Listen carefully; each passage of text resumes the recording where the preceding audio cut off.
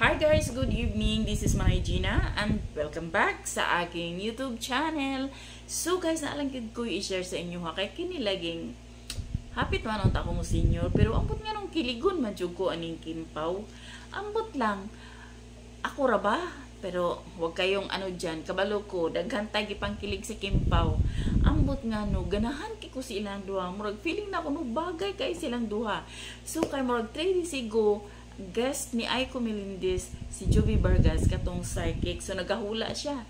So karon si Miss Aiko kay Kimpaw fan baya pud na siya, ginakilig jud siya sa Kimpaw. So ana siya gipangutanan niya si Jovi Vargas kung unsa ang status sa Kimpaw year 2025. O gikilig ko guys, gikilig diba OA.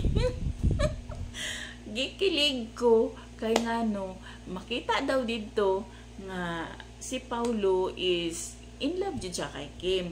Si Kim lang naa pa siya sa point nga murag kuan bitaw siya kanang gaduha-duha, murag nag-doubt siguro siya no kay syempre di po nato siya masisi kay sa iyang past relationship kabalo man taon say nahitabo. So siguro si Kim gusto lang niyang manigurado.